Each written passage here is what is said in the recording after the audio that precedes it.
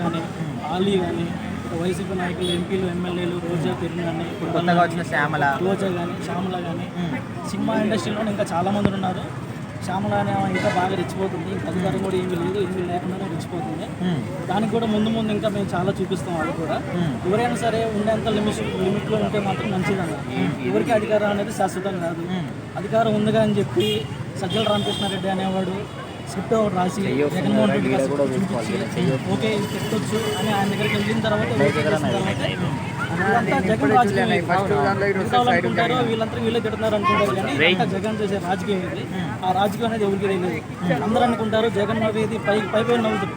ఆ నవ్వులన్నీ మనసు పుచ్చుకుంటాయి, కానీ ఆ నవ్వు వెనుక చాలా అర్థాలు ఉన్నాయి. అది అందరూ ప్రజలు తెలుసుకోవాలి. కూటమి ప్రభుత్వం ఇంకా చాలా మంచి చేసేది అందరికీ. ఇప్పుడు ఏంటంటే అన్న అందరూ అక్రమ అరెస్టులు ఆడుతుంటారు. కూటమి అధికారులు వచ్చిన కానీ అక్రమ అరెస్టులు అసలు అయితే కాదు. ఇవన్నీ న్యాయంగా జరుగుతాయి, అన్యాయంగా అయితే జరగట్లేదు. అంటే ఇప్పుడు జగన్మోహన్ రెడ్డి అండ చూసుకొని అప్పట్లో ఇష్టం వచ్చిన రీతిలో మాట్లాడారు. అంటే ఇక్కడ ఎంత బాగా తిడితే అన్ని మార్కులు పడతాయని. సో మరి ఇప్పుడు ఇలాంటి పరిస్థితుల్లో ఆయన వచ్చి వీళ్ళని కాపాడడానికి వచ్చా? అస్సలు రాడానా. అది వీళ్ళందరూ అనుకున్నారు. వీళ్ళు ఏమనుకున్నారంటే మేము ఇంకా 30 సంవత్సరాల దాకా మేము అధికారులు ఉంటామని చెప్పి భావించి ప్రతి ఒక్కరిని నోటుకు వచ్చినట్టు ఇట్టారు. కానీ రాజకీయం అనేది 2 నిమిషాల్లో 3 నిమిషాల్లో మాడిపోయే రాజకీయం. అది ఎవరు గ్రహించలేదు. ఎవరు గ్రహించలేదు. జగన్ అన్ని పథకాలు ఇచ్చిండు, అన్నీ చేసిండు.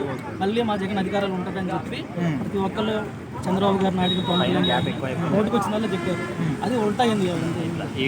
సో ఇట్లా ఈ విధంగా నోటి గురిగా ప్రవర్తించే వాళ్ళకి ఏం చెప్తారు ప్రభుత్వం తరఫున? ప్రభుత్వం తరఫున విమర్శించాలంటే అధికారం అనేది శాశ్వతం కాదన్న. ఎవరినైనా తిట్టకూడదు. వాళ్ళకి మాత్రం అరెస్ట్ చేయడంలో తప్పేం లేదు. పవన్ కళ్యాణ్ ఫ్యాన్స్ మాత్రం చాలా సంతోషిస్తున్నారు. ఎంత నోటి దురుస్తుంటేనో వాళ్ళందరూ కూడా ఇప్పుడు జైల్లో పడుతున్నారు. సో ఇప్పుడు తాజాగా పోసాని కృష్ణమురారి, సో మరి ఆయన కూడా జైలు పోయినట్టు తెలుస్తుంది. దీన్ని ఏ విధంగా తీసుకోవచ్చు మనం? తీసుకోవడం అంటే నిన్న నువ్వే దుర్వాస వాళ్ళు మాట్లాడిన విధానం బట్టి వాళ్ళు అనుభవిస్తారు.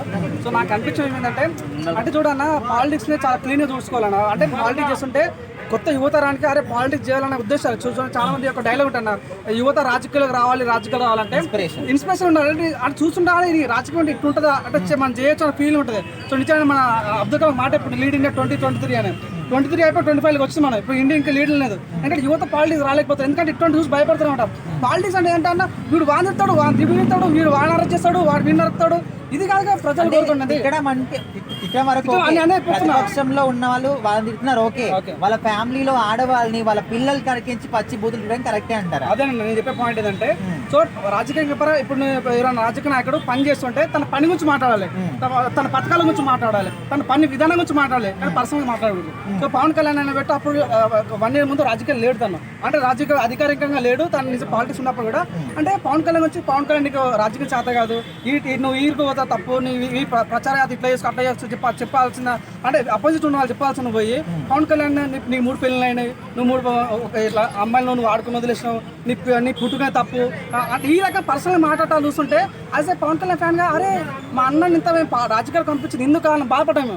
నిజంగా చాలా మంది చాలా ఎవడో ఏదో రాసిరన్న పవన్ కళ్యాణ్కి 3 పెళ్ళి నుంచి పర్సనల్ లైఫ్ మాట్లాడారు. కానీ ఈరోజు చెప్తున్నా కర్మన్నే వాదికారస్యం అన్నట్టుగా చేసే ప్రతి ఒక్కరు తప్పు అనుభవించడం తప్పదన్న. నిజంగా ఇప్పుడు ఈ రోజుకైతే జరిగింది.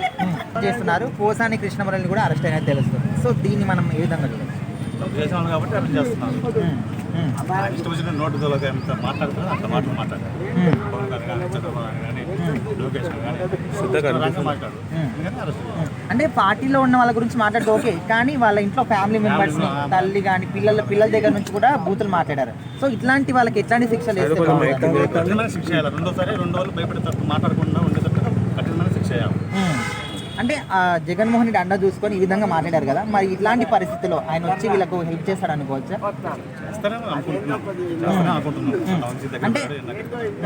అంటే ఆయన ఇప్పుడు ప్రతిపక్ష హోదా అని దానికోసం పోరాడుతున్న ఆయన వీళ్ళకి ఏ విధంగా సహాయం చేశాడని క్వశ్చన్. అంటే ఈ విధంగా మాట్లాడే వాళ్ళకు ఏం చెప్తారు మీరు? మాట్లాడితే కఠినంగా శిక్షిస్తే 2 వల్ల భయపడతారు. ఈ పార్టీ ఆ పార్టీ వీళ్ళు ఎవరన్నా మాట్లాడినా ఇలా కూడా అట్లా శిక్షిస్తారు. అట్లా మాట్లాడకుండా రాజకీయం చేసుకుంటే పద్ధతిగా ఉంటుంది ఎవరైనా. ఓకే.